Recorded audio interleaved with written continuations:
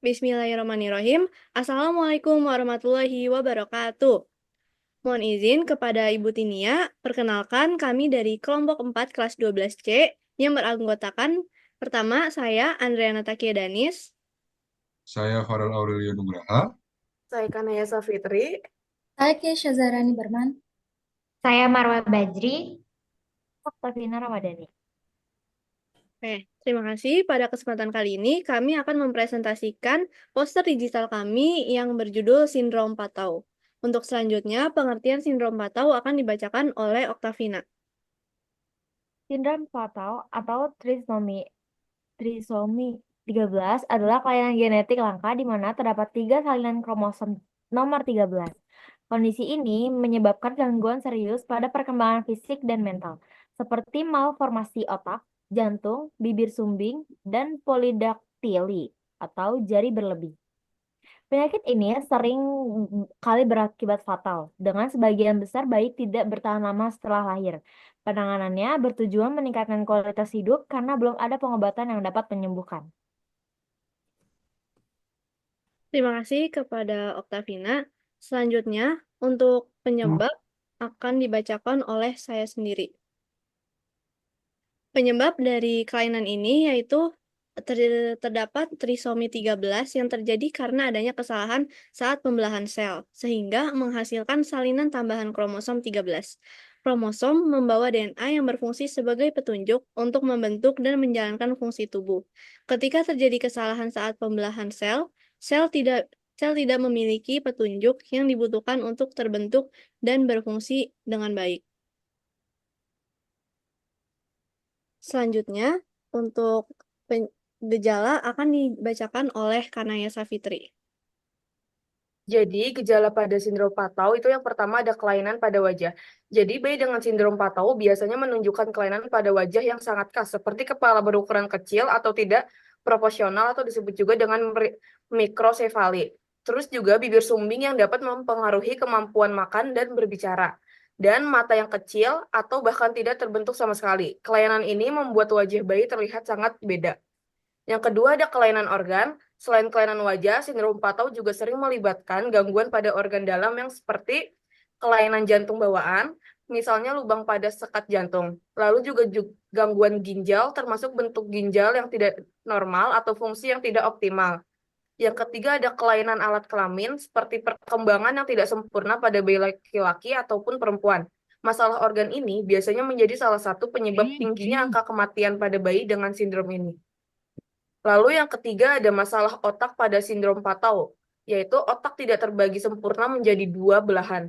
Terus juga keterlambatan perkembangan saraf yang mengakibatkan gangguan motorik dan sensorik. Terus juga kejang yang sering terjadi akibat kelainan pada struktur otak. Kondisi ini sangat mempengaruhi kemampuan bayi untuk merespon lingkungan dan mengatur fungsi tubuh. Dan yang terakhir ada kelainan tangan dan kaki. Biasanya jumlah jari yang berlebih dikenal juga sebagai dengan polidaktili, terus juga bentuk kaki yang tidak normal sering disebut juga dengan rocker bottom foot karena melengkung seperti dasar kursi goyang.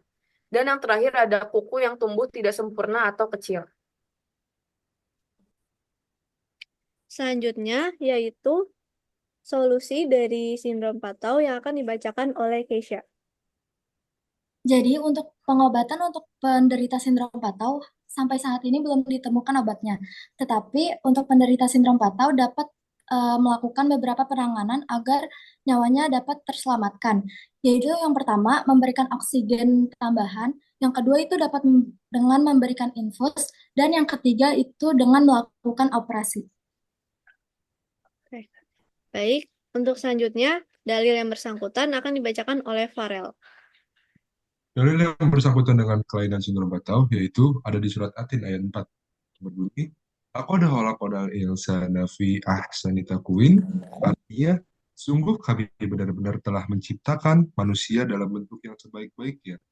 Jadi ditarik kesimpulan dari sini bahwa seluruh makhluk ciptaan Allah atau manusia itu diciptakan dalam bentuk sebaik-baiknya, yang berarti tidak ada makhluk yang tidak sempurna di mata Allah. Mungkin sindrom Patau ini diberikan kepada orang-orang tertentu yang bisa menjadi media penggugur dosa kedua orang tuanya, supaya bisa lebih bersabar, supaya bisa lebih menerima keadaan yang tidak sesuai dengan sebagaimana mestinya. Tapi balik lagi ke takdir Allah, manusia diciptakan dengan sebaik-baiknya. Begitu menurut kelompok kami. Terima kasih.